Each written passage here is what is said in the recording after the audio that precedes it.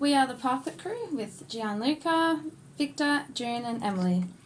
We were given the task to come up with a solution to address a wicked problem in Dhaka, Bangladesh.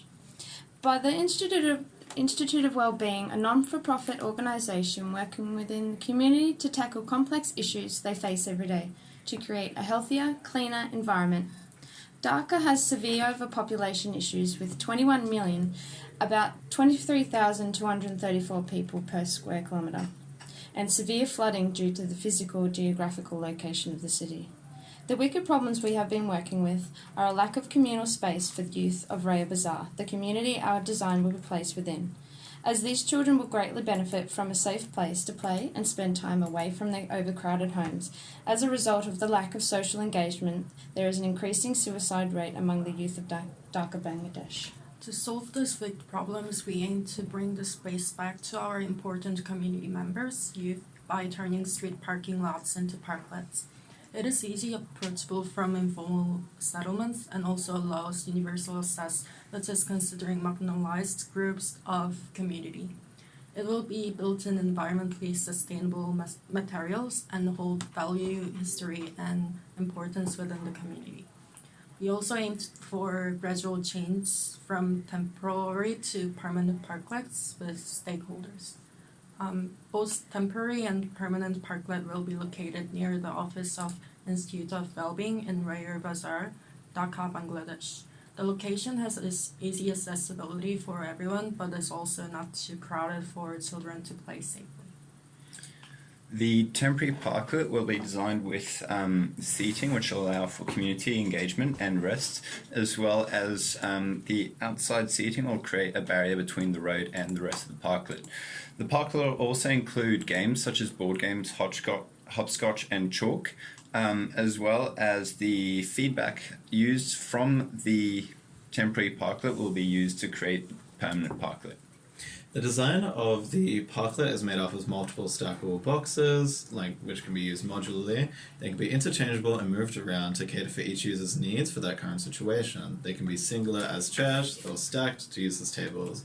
The design overall is quite basic to allow for this modular nature, whilst also being immensely easy for the community members to set it up quickly and pack it down quickly. The overall structure and components are lightweight and pack up into a parklet kit to be transported around by a vehicle. The materials included are locally sourced bamboo, wooden pallets, and reused hessian bags as the cover. The permanent parklets, on the other hand, will include paint, which will be provided to decorate the parklet, considering it is located right outside a art institute. As well as that, it will include drinking water and will be designed in a way that the parklet will be used as a playground, with aspects such as boxes and the barrier that separates the road from the parklet to be used as a climbing wall as well. As well as that, it will also have, similar to the temporary parklet, in terms of the seating will allow for resting and community engagement. The permanent parklet will be elevated above the ground to avoid from potential environmental effects, and in conjunction with this, it will be wheelchair and disability accessible throughout the entire design. The whole structure is sturdy and reliable to withstand all environmental scenarios, whilst also being lightweight and open to allow for airflow.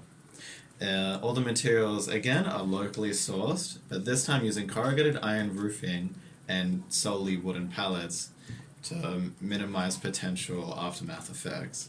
The holistic design is to encapsulate smaller spaces within the whole structure itself, so it is multi-purpose and it has that modular aspect to allow for all these different possibilities.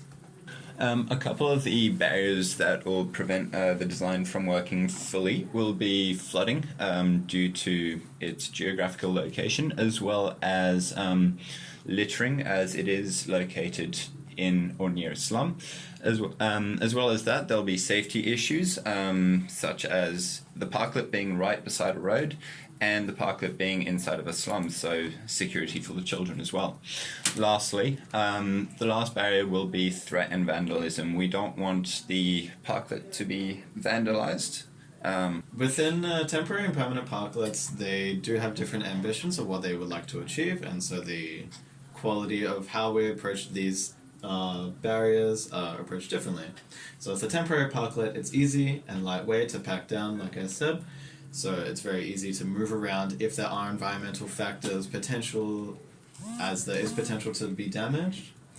There will be a little overlooked bin, as the temporary parklet will need community members to engage with it, or else theft and vandalism could be occurred.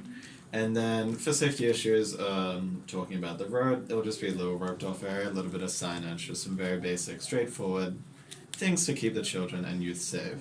But then with the permanent parklet, it will be less volunteer based and more structure based, as the elevated platform of the parklet will be able to avoid from weather damage.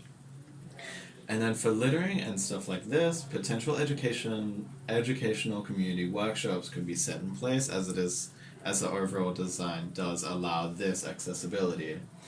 And then with the road, physical barriers are embedded, and then with the community trust and reliance on the parklet, as it can establish itself within the community and they can start to understand and fathom what this parklet actually means to them. And then with theft and vandalism, local and community members will be engaged with the design, but it will be a lot more independent compared to the temporary parklet itself. Above these barriers and solutions, we have several things to achieve to successfully design the future. At first stage, we aimed at our temporary parklet to become a fully implemented social hub for youth.